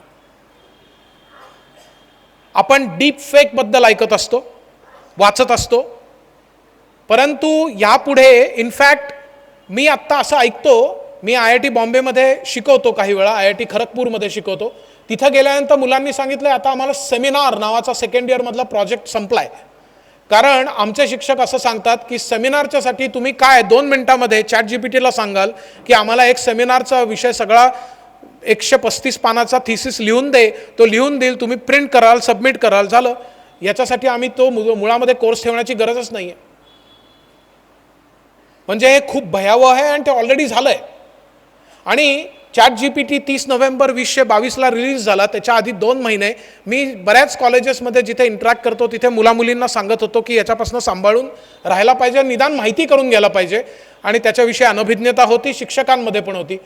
त्यानंतर 3 महिन्यामध्ये मुलं मुली माझ्याकडे येतात आणि म्हणतात की सर यावेळेला लोक येतच नाही आहेत रिक्रुटिंगला. आत्ता तुम्ही पाहिलं असेल Infosys has declared they are not going to recruit. Accenture, Wipro, so many companies. आणि ते उगाच नाही आहे, they want to cut the fluff. जे काम हे कम्प्युटर करून देईल. आता नो कोड हा प्रकार आहे. नो कोड म्हणजे काय की ज्याच्यावर कोडिंगचे जॉब्स जर जाणार असतील तर बहुतांशी प्रमाणामध्ये 15 लाख इंजिनियर जे आपण तयार करतो त्याच्यामधल्या 2.5 लाख लोकांना प्रोग्रामर म्हणून जॉब मिळतो. त्यातल्या 50,000 यावर्षी मिळण्याची शक्यता आहे. उरलेल्या 2 लाख लोकांनी काय करायचं. आणि 4 वर्षापूर्वी ज्यांनी तिथे ॲडमिशन घेतली आणि ही स्वप्न पाहिली की आता आपण छान IT मध्ये करिअर करणार, अमेरिकेला जाणार आणि तिथे H1 आणि ग्रीन कार्ड, या सगळ्याचं काय होणार. हे मी हायर लेवल ऑफ एज्युकेशनबद्दल बोलतोय. मी आता जे 78% लोक आहेत कॉमर्स किंवा आर्ट्समधले, त्यांच्याबद्दल आपलं ऑलरेडी बोलून झालं. म्हणजे मला म्हणायचं आहे काय, की जिथे स्ट्रॅटा कमी आहे तिथे सुद्धा artificial intelligence is making an impact. त्यामुळे मला वाटतं की काही व्हिडिओज मी स्किप करतो आणि मला जे उरलेल्या वेळामध्ये 10 मिनिटामध्ये मला जे तुम्हाला सांगायचे so that we can finish on time, ते म्हणजे की नेमकं आपल्याला करायला काय पाहिजे असं मला वाटतं. I think I have given you enough examples to convince you. I hope I have been able to convince you की there is not a single field that is immune and is untouched by AI. तर आपल्याला मी म्हणतो असं की Google++ career आपल्याला build करायला पाहिजे आणि त्याच्यामध्ये विशेषतः शिक्षकांनी मोठा त्यांचा रोल आहे. आणि त्यामुळे मला असं वाटतं की आपल्याकडे, मी हे पण स्किप करतोय फक्त एवढंच की शिक्षण क्षेत्रामध्ये पण खूप बदल घडत आहेत आणि ते फक्त अमेरिकेत घडत आहेत असं नाही, फक्त प्रायव्हेट सेक्टरमध्ये भारतात घडत आहेत असं नाही. अलेक्सा ही अमरावतीमध्ये 2017मध्ये आलेली आहे आणि ही म्युन्सिपाल्टीची शाळा आहे. अमरावतीमधल्या महानगरपालिकेच्या शाळेमध्ये जर का रोबॉटच्या साहाय्याने इंग्लिश शिकवलं जात असेल 2017मध्ये, तर आपण AIचं स्वागत कसं करायचं हा प्रश्न मला हास्यास्पद वाटतो. तो तुम्हालाही वाटेल अशी माझी अपेक्षा आहे. आणि म्हणून यापुढे गिग इकॉनॉमी किंवा न्यू नॉर्मल याच्या बाबत आपण सावध राहिलं पाहिजे. बटरफ्लाय इफेक्ट, 5G इम्पॅक्ट वगैरे हे आपल्याला लक्षात ठेवायला पाहिजे. त्याचबरोबर ही एक स्लाईड मला फार आवडते. 2009मध्ये हा जो फोटोग्राफर आहे तो हेलिकॉप्टरवरनं एरियल फोटोग्राफी करतोय. 2019 10 वर्षानंतर आपल्याला दिसतंय की ड्रोन आहे आणि 2 लोकांचे जॉब गेलेले आहेत. There is no pilot, there is no photographer. मी विचार करतो 2029मध्ये काय चित्र असेल, त्यावेळेला काय प्रकारची स्लाईड आपण दाखवू शकणार आहोत, दाखवलं जाणं भाग पाडणार आहे आपल्याला. आणि त्याचं एक उदाहरण जर आपण बघितलं तर रोजगार निर्मितीसाठी कृत्रिम बुद्धिमत्ता घातक 1:10 या रेशोमध्ये, म्हणजे एक जॉब तयार होईल हे खरं आहे, पण त्यासाठी 10 जॉब जातील हेही तितकंच खरं आहे. आणि हाच रेशो युवल हरारी नावाच्या एका माणसाने सांगितला 2017मधल्या टेड टॉकमध्ये, कॅनडामध्ये झालेल्या. त्यांनी असं सांगितलं की कृत्रिम बुद्धिमत्ता इतक्या वेगाने वाढत जाईल की ज्याचं कम्प्युटर आणि ह्याच्याशी आपण तुलना पण करू शकणार नाही आहोत. की 90% लोक 2030मध्ये, की जेव्हा आपण म्हणतो की आपण ऑलरेडी 3rd लार्जेस्ट GDP आणि 5 ट्रिलियन इकॉनॉमी पार करून गेलेलो असणार आहोत, 90% लोक त्यावेळेच्या लोकसंख्येच्या, म्हणजे एस्टिमेटेड समजा 9 बिलियन, यांना जॉबच नसणार आहे. मिनिंगफुल वर्क नाही. या लोकांना जर मिनिंगफुल वर्क नसेल तर ते काय करतील. आणि तुम्ही बघाल तो व्हिडिओ, तिथे सन्नाट आहे, टाचणी पडली तरी आवाज येईल इतकं तिथे शांतता पसरली. तो जो अँकर होता त्यांनी येऊन विचारलं, सर मग तुम्ही युवल हरारीला, जो अँथ्रोपॉलॉजिस्ट आहे, की तुम्ही मग ह्याच्यावर काय सुचवाल, उपाय काय. तो म्हणला माझ्याकडे उपाय नाही आहे, ही लोक काय करतील ह्याच्यावर माझ्याकडे गेस आहे. ते म्हणजे आयदर ते व्हिडिओ गेम्स खेळत बसतील किंवा ड्रग्ज, या 2च पर्याय आहेत. कारण कशासाठी उठून काहीतरी काम करायचं नाहीच आहे. There is no purpose. The keyword here is purpose. जीवनाला काही पर्पजच नाही आहे. आणि दिस इज, म्हणजे बाकी सगळं, मग त्याचे बाकी इकॉनॉमिक इम्पॅक्ट आपण सहज समजू शकतो. त्याच्यावर युनिव्हर्सल बेसिक इन्कम वगैरे हे सगळं चालू आहे, की म्हणजे तुम्हाला पैसे कसे मिळतील, मग इकॉनॉमी कशी चालेल, त्याची पण व्यवस्था आहे. परंतु पर्पज नाही, ही गोष्ट अत्यंत धोकादायक आहे. आणि ते खूप लोकांचं होण्याची शक्यता अनेक तज्ज्ञ सांगतायत. आणि त्याची थोडी आपल्याला रूपांतर बघा. PhD सब्जीवाला, मला माहीत नाही तुम्ही बघितलं आहे का वेबवर, on WhatsApp it is making rounds, की PhD सब्जीवाला हा जो माणूस आहे, हा 2 MA किंवा मास्टर्स आणि 1 PhD असणारा माणूस, हा पंजाबमध्ये त्या गाडीवर फळं आणि भाज्या विकतो. याचं कारण त्याला नोकरी नाही आहे. असे अनेक लोक आहेत आणि दुर्दैवाने वाढणार आहेत. आपल्याला सगळ्यांना माहिती आहे की येणाऱ्या लोकसभा इलेक्शनमध्ये आणि विधानसभा इलेक्शनमध्ये वोटिंग हे एम्प्लॉयमेंट, अनएम्प्लॉयमेंट याच्यावर खूपसं अवलंबून आहे. आणि याच्याबद्दलच AI ठरला मानवासाठी 4था सर्वात मोठा धोका. याच्याबद्दल आहे AI could cause catastrophic financial crisis असं युवल नोआ हरारी म्हणजे सेपियन्स हे ज्याचं प्रसिद्ध पुस्तक आहे, सेपियन्स 2 हे पण त्याचं पुस्तक आहे, जरूर वाचा, मराठीमध्ये पण ते उपलब्ध आहे. आणि म्हणून महत्त्वाच्या गोष्टी ज्या आहेत त्याच्यामध्ये प्रॉम्प्ट इंजिनिअरिंग हे नक्की राहील. प्रॉम्प्ट इंजिनिअरिंग म्हणजे काय? प्रश्न विचारायची बुद्धिमत्ता. असं म्हणतात की बुद्धिमत्तेचे 2 डेफिनिशन्स केलेले आहेत. पहिली डेफिनेशन आहे की उत्तर देण्यापेक्षा योग्य प्रश्न विचारता येणे याला बुद्धिमत्ता म्हणतात. आणि ते खरं आहे, तुम्ही विचार करा, गुगल तुम्हाला उत्तर देईल, पण काय प्रश्न विचारायचा हे मात्र तुम्हाला ठरवायचं आहे. That is where human intelligence will come in. आणि इंटेलिजन्सची दुसरी महत्त्वाची डेफिनेशन आहे की जी आपल्याला लक्षात ठेवायला पाहिजे, असा माझा तुम्हाला सगळ्यांना आग्रह आहे, तो म्हणजे की खूप कॉम्प्लेक्स डिफरन्शियल इक्वेशन्स सोडवणे म्हणजे बुद्धिमत्ता नाही, असं स्वतः सायकॉलॉजी सांगते. आता सायकॉलॉजी म्हणते समोरच्या व्यक्तीचं दुःख समजणे याला बुद्धिमत्ता म्हणतात. If you can understand the pain of the other person then you are super intelligent compared to somebody who is solving mathematical puzzles. आणि हे काम जे दुसरं आहे विशेषतः ते मात्र कृत्रिम बुद्धिमत्ता करू शकणार नाही, कारण इट इज नॉट सेंटिएंट, म्हणजे त्याला स्वतःचं आत्मा नाही. भरपूर डेटा आहे पण आत्मा नाही. आणि म्हणून आपल्याला जो प्रयत्न की मग ह्याच्यात टिकून कसं राहायचं आणि नुसतं टिकून राहण्यापेक्षा याच्यावर स्वार कसं व्हायचं, याचं उत्तर तिथे कुठेतरी येऊन भिडतं असं मला वाटतं. आणि ते म्हणजे तुम्ही इंटेलिजन्सचे हे 2 डेफिनेशन्स जर का नीट समजून घेतले आणि त्याच्यावर काम केलं तर you have plenty of jobs. There is no dearth of jobs, absolutely not. प्रश्न योग्य विचारण्याच्यासाठी कुतूहल असणे आणि दुसऱ्याचं दुःख समजण्यासाठी भावना असणे ह्याला पर्याय नाही. हे शिक्षकांच्यासाठी पण उपयुक्त आहे. मी म्हणलं पहिल्यांदी की शिक्षकांना मुलं प्रश्न विचारतील की आम्ही इथे येऊन वर्गात का बसायचं, तर शिक्षकांनी दिलेली माया ही कम्प्युटर कदापि देणं शक्य नाही. आपल्याला आपले सर्व शिक्षक जे प्रेमातले म्हणून आठवतात ते त्यांच्या बुद्धिमत्तेने आठवत नाहीत.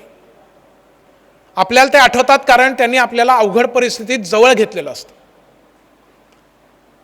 कृत्रिम बुद्धिमत्तेला मात करण्यासाठी याच्याशिवाय दुसरा चांगला उपाय नाही. आणि हे नुसतं भावनिक आव्हान नाही आहे. तुम्ही कोणत्याही सीईओला आज विचारलं तर ते सांगतील की आम्हाला लोक भरपूर मिळतात, ज्यांना प्रोग्रामिंग उत्तम करता येतं अशी हजारोनी पडलेली आहेत लोक, परंतु त्यांना EQ नाही, इमोशनल कोशंट, भावनांक 0 आहे, अशी लोक आम्हाला नको आहेत. आणि ते नंबर्स आहेत 93% CEOज असं म्हणतायत की आम्हाला भावनांक चांगले असणारे आणि तंत्रज्ञानात बरे असणारे मिळाले तरी आम्ही घेऊ, पण अशी दुर्दैवाने नाही मिळत. तर हे आपल्याला कॉन्शियसली डेव्हलप करावं लागेल. आणि म्हणून माझं एक सिंपल सोल्युशन जे मी माशेलकर सरांना, डॉक्टर विजय भटकर सरांना आणि UGCला, NACला, AICTEला जिथे जिथे प्रेझेंटेशन झाले त्या सगळ्यांना सांगितलंय. एक सिंपल प्रिन्सिपल मला असं वाटतं की याच्यामध्ये शिक्षकांनी Google++ व्हायला पाहिजे. म्हणजे जी नुसती माहिती देणारे वृक्षपणे त्याच्या पलीकडे जाऊन कनेक्ट करणे की मी ज्यांना शिकवतो आहे ती माझी मुलं आहेत असं शिकवता येण्याचा कनेक्ट म्हणजे Google++. आणि विद्यार्थ्यांनी ChatGPT मायनस व्हायला पाहिजे की मला मिळाली उत्तरं पण मी ती ब्लाइंडली कॉपी नाही करणार, मी त्याच्यावर प्रोसेसिंग माझं करीन, त्याच्यावर मी काहीतरी सिंथेसिस करीन, त्याचं संश्लेषण करीन आणि मग मी माझं उत्तर म्हणून सबमिट करीन. हे चालेल. हे जोपर्यंत होत नाही तोपर्यंत शिक्षण क्षेत्रामधलं नुसतंच तंत्रज्ञान येऊन उपयोग काय? मुलं नुसतं, तुम्हाला माहिती आहे आत्ता ChatGPTवरनं लहान मुलं 5वी 6वीतली मुलं आलेले प्रश्न त्याला फीड करतात, उत्तरं घेतात आणि सबमिट करतात. शिक्षकांना पण मजा गेली आहे त्यातली. This is a very serious problem. आणि म्हणून जर आपण काय करावं ह्याच्याबद्दलचं बराचसा भाग बघितला, त्याचं जर कॉन्क्रीट स्टेप्स बघायच्या झाल्या की ज्याच्यासाठी मी फार तर 2 मिनटं घेणार आहे आणि तरीसुद्धा आपल्याकडे पूर्ण वंदे मातरमसाठी 10 मिनटं राहतील असं मी आयोजकांना खात्री देतो. ते म्हणजे ॲनालिसिस, म्हणजे विश्लेषणातनं आपल्याला संश्लेषणाकडे जायला पाहिजे, म्हणजे कॉन्टेक्स्च्युअल अंडरस्टँडिंग पाहिजे. लिटरसी किंवा इंटेलिजन्स कोशंट याच्यावर अवलंबून न राहता फक्त ॲडॅप्टेबिलिटी कोशंट आणि इमोशनल कोशंट याच्याकडे नक्की जाणं आवश्यक आहे. वन टाईम लर्निंग किंवा रोट लर्निंग याच्यापेक्षा कंटिन्युअस आणि कोलॅबोरेटिव्ह लर्निंग आपल्याला करायला लागेल. ट्रान्झॅक्शनलवरनं ट्रान्सफॉर्मेशनलमध्ये जावं लागेल आणि एका डोमेनच्या ऐवजी मल्टिपल डोमेन्समध्ये आपल्याला काम करायला लागेल. या 5 गोष्टी मॅक्रो स्टेप्समध्ये मी म्हणेन. आणि ही एक स्लाईड असं सांगते, डिलॉईट ही जी कंपनी आहे कन्सल्टिंग, त्यांचं असं म्हणणं आहे की नॉलेजचं हाफ लाईफ म्हणजे काय, की किती वेळामध्ये नॉलेज 50% उपयोगी राहतं हे 5 वर्षापेक्षा कमी आहे आता. म्हणजे आज जे काही मी शिकीन ते अजून 5 वर्षानंतर निम्मच उपयुक्त असेल. त्याच्या पुढच्या 5 वर्षामध्ये ते निम्म्याच्या निम्म म्हणजे एकूणातल्या 25% असेल, मग ते 10% असेल. थोडक्यात 10 ते 15 वर्षामध्ये मी जे आज एकदम नवं आणि भारी म्हणून शिकीन ते रद्दपातळ झालेलं असेल. आणि म्हणून प्रेडिक्शन असं आहे की आत्ता जी पिढी 10वीत आहे 12वीत आहे त्यांना 3 वेळा त्यांचं करिअरच बदलावं लागणार आहे. कंपनी नाही, करिअर बदलावं लागणार आहे. डॉक्टर हे जर उदाहरण घेतलं आपण, त्याच्यामध्ये रेडिओलॉजी एकेकाळी अत्यंत coveted, everybody wanted to go to radiology, कारण त्याला वेळेचं बंधन नाही आणि तरी तुम्ही डॉक्टर. सरप्राईज व्हिजिट्स काहीच नाहीत. तुम्ही दुकान उघडलं की तुमचं कन्सल्टिंग सुरू. रेडिओलॉजी याच्यासाठी आत्ता मी म्हटलं तसं मी अमेरिकेमध्ये पण मुलांना काउन्सिलिंग करतो. अमेरिकेतल्या एका मुलाचं काउन्सिलिंग झाल्यानंतर मी त्या मुलाला सहज म्हटलं की तू डॉक्टर होऊ शकतोस आणि एक one of the options is radiology. आत्तापर्यंत त्याचे बाबा गप्प होते. जनरली असंच असतं, आयाच बोलत असतात. वडील गप्प होते तेव्हा त्यांनी तोंड उघडलं आणि ते म्हणले की हे सोडून काही पण सांगा. मी त्यांना म्हणलं का बुवा, रेडिओलॉजी इंडियात पण चांगलं आहे, अमेरिकेत पण चांगलं आहे, मला माहिती आहे. ते म्हणले मी रेडिओलॉजिस्ट आहे. IBMचं वॉटसन सॉफ्टवेअर याच्यामुळे अजून 5 ते 10 वर्षामध्ये आमचे जॉब जात आहेत हे मला माहिती आहे आणि त्यामुळे माझ्या मुलाला त्या प्रकारे काम करायला मला द्यायचं नाही. त्याला सर्जन जर तुम्ही म्हणताय तर तो चांगला चॉईस आहे एटसेट्रा. म्हणजे मेडिकलसुद्धा आता रोबोटिक सर्जरी सगळ्यांना सगळं माहिती आहे हे. त्यामुळे आपल्याला नॉलेज जे आहे ते हाफ लाईफ काय आहे त्याचं लक्षात घेतलं तर we will have to be really adept. आणि म्हणून last 2 slides which I want to share and then close. माझ्या मते 13 महत्त्वाच्या स्टेप्स आहेत. मायक्रो स्टेप्स, मॅक्रो स्टेप्स मी तुम्हाला ऑलरेडी सांगितल्या. कॉम्बिनेटोरियल लर्निंग करणं आवश्यक आहे आणि त्याच्यासाठी अनेक प्रकारचे प्लॅटफॉर्म्स उपलब्ध आहेत. आणि अगेन मी तुम्हाला दाखवतो आहे ही पुस्तकं आणि याचा कृपया गैरसमज करून घेऊ नका की हे मी मार्केटिंगसाठी तुम्हाला दाखवतोय. मी म्हणतोय की याच्यात माझा प्रॉफिट 0 आहे. आणि याचं मुख्य कारण की आपल्या युवा दिनी यूथला हे कळणं महत्त्वाचं आहे असं माझं ठाम मत आहे. आणि ते करिअरची गुणसूत्र या नावानेच मी पुस्तक लिहिलं आहे आणि एका सायकॉलॉजिस्ट बरोबर लिहिलं आहे. आणि त्याच्यामध्ये आम्ही 300 टूल्स दिले आहेत की ज्याच्यापैकी परत माझा तुम्हाला खुला चॅलेंज आहे, इथं शिक्षकी पेशातले लोक असले तरीसुद्धा 300 पैकी 30 पेक्षा जास्ती तुम्हाला माहिती नाहीत हे मी तुम्हाला पैजेवर सांगतो. ह्या 300 साईट्स जर मुलांना कळल्या तर त्यांचं करिअर बदलू शकेल आणि ते अर्थातच खूप मोठ्या प्रमाणात चांगलं बदलू शकेल.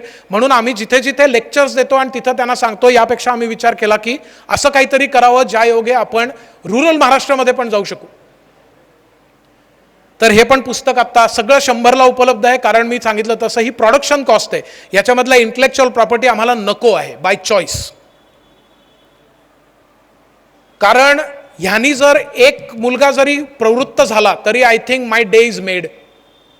मला शांत झोप लागेल आणि त्यामुळे हे 100ला उपलब्ध आहे. लर्निंग डेटा ॲनालिसिस याच्यासाठी असणारे R पॅकेज आहे किंवा IIT मद्रासचा एक डेटा सायन्सचा कोर्स आहे. अशा बऱ्याच तुम्हाला त्याच्यामध्ये माहिती मिळेल. क्रिएटिव्हिटी, कम्युनिकेशन स्किल्स हे कसे नर्चर करायचे याच्याबद्दलचं आपल्याला विचार करायला लागेल. डिजिटल प्रेझेन्स आणि फुटप्रिंट हे आपल्याला वाढवायला लागेल. होलिस्टिक डेव्हलपमेंट म्हणजे मी म्हटलं ते सॉफ्ट स्किल्स हे आपल्याला डेफिनेटली याच्यावर काम करायला लागेल. डिझाईन थिंकिंग लागेल. आणि शेवटचे जे 7 आहेत त्याच्यामध्ये पायथन प्रोग्रामिंग हे सर्वांनी करावं असं माझं आव्हान आहे सगळ्यांना, विशेषतः नवीन पिढीने. आणि याचं कारण असं आहे की 6वीच्या मुलांना CBSEनी पायथन प्रोग्रामिंग ठेवलं आहे. तुम्ही जर का ग्रॅज्युएशन करत असाल तरीसुद्धा तुम्ही 6वी नक्की पास असाल असा माझा समज आहे. त्यामुळे तुम्हाला ते येईल. त्याच्यासाठी गणित उत्तम असण्याची गरज नाही. इनफॅक्ट आत्ता आपण हे म्हणतोय म्हणून की IBMचा जो आर्टिफिशियल इंटेलिजन्सचा हेड आहे त्यांनी आत्ता परवा असं वाक्य केलं आहे, म्हटलं आहे की AI काम करण्यासाठी तुम्हाला कम्प्युटर सायन्सच्या डिग्रीची गरज नाही, असं स्वतः कम्प्युटर सायन्समधला तज्ज्ञ व्यक्ती बोलतो आहे. आणि याचं कारण सिंपल लक्षात घ्या. गॉशियन डिस्ट्रीब्युशन जे असतं बेल शेप्ड कर्वमध्ये की 10% हे शेवटचे पहिल्या आणि शेवटचे आणि मध्ये 80% असतं. आर्टिफिशियल इंटेलिजन्स हे मधल्या 80% काम करेल, पण योग्य प्रश्न विचारणे आणि आलेल्या प्रश्नातनं योग्य निवडता येणे ह्याला मानवी बुद्धिमत्ताच लागेल. आणि तिथे आपण काम करूया आणि त्याच्यासाठी या 13 स्टेप्स आहेत. आणि म्हणून लर्निंग अ न्यू लँग्वेज आहे, लर्निंग बाय डुईंग आहे, नर्चरिंग GK आहे, बिल्डिंग सोशल कोशंट आहे, नोईंग युअर सेल्फ म्हणजे सायकॉलॉजी आहे, आणि योग, प्राणायाम आणि मेडिटेशन याला पर्याय नाही. म्हणजे मी म्हणेन आणि बरेच वेळा काउन्सिलिंगमध्ये हे सांगतो की तुम्ही एक वेळ अभ्यास केला नाही तर चालेल, पण योग किंवा प्राणायाम केलं नाही असं चालणार नाही. आणि ह्याचं कारण की इमोशनल कोशंट आणि मनाची स्थिरता प्रश्न विचारण्याकरता ही फक्त यांनीच येते आणि त्याचे बाकी कुठे क्लासेस वगैरे नसतात. तर मी म्हणलं तसं हे ते पुस्तक आहे करिअरची गुणसूत्र, ते आता तिथे ठेवलेलं पण आहे. मी बाकीच्या गोष्टी तुम्हाला काही अजून सांगत नाही, कारण मी तुम्हाला म्हटलं की या प्रकारच्या उदाहरणं किंवा व्हिडिओज हे आपल्याला बरेच सांगता येतील. पण भारताचं जे स्थान आहे ते मला वाटतं की आपल्याला अधोरेखित करता येईल. जेव्हा न्यूक्लिअर बॉम्ब किंवा याच्याबद्दलचं ॲटॉमिक तंत्रज्ञान आपल्याला नाकारलं गेलं तेव्हा आपण ते तयार करू शकलो. जेव्हा आपल्याला वॅक्सिनच्या बाबत तंत्रज्ञान नाकारलं गेलं किंवा त्याची भयंकर किंमत मोजायला लागेल असं करायला लागलं तेव्हा आपण वॅक्सिन तयार करू शकलो. जेव्हा युद्धाच्यासाठी तुम्ही तंत्रज्ञान वापराल म्हणून सुपर कम्प्युटरचं तंत्रज्ञान आपल्याला नाकारलं गेलं त्यावेळेला डॉक्टर विजय भटकर यांच्या हाताखाली 25ल्या तरुणांनी 4 वर्षामध्ये बजेटच्या आत आणि टाईम फ्रेमच्या आत सुपर कम्प्युटर तयार केला 1992-95 काळामध्ये. आणि त्याचं परम 10,000 आता आपण जर्मनीला विकतो आहोत. AIच्या तंत्रज्ञानामध्ये आपण 2018 18व्या स्थानावर होतो, 2023 आपण 14व्या स्थानावर आलेलो आहोत. आणि टॅलेंट पूलच्या बाबतीमध्ये बघायचं झालं तर सॅन फ्रान्सिस्को याच्यामध्ये सगळ्यात जास्ती टॅलेंट ही AI मध्ये आहे आणि दुसरं स्थान आहे बंगलोर.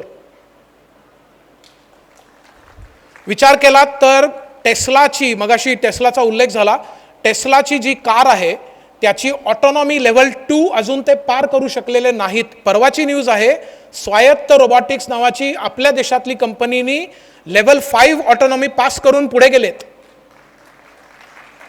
नो कोड हे ज्यांनी तयार केलं ते डॉक्टर चौधरी राईस युनिव्हर्सिटीमध्ये पहिलं पेटंट हे आपल्याकडचं आहे. मूळ मुद्दा हा आहे की युवा दिनी बोलताना आपण तंत्रज्ञान जर समजून घेतोय तर आपल्याला त्या युवा दिनाचं काहीतरी चीज करायला पाहिजे असं मला वाटतं. आणि त्याच्यासाठी AI साठी इंडिया हे तयार आहे असंही माझं मत आहे. आणि भारत कॅन डू इट अशी माझी आर्टिफिशियल इंटेलिजन्ससाठीची मला थीम तुमच्याबरोबर शेअर करायला आवडेल.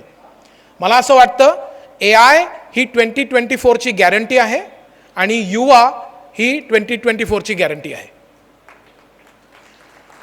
सो आजच्या दिवशी तुम्हाला तुमच्याबरोबर बोलायला अशी संधी दिली याबद्दल मनपूर्वक धन्यवाद.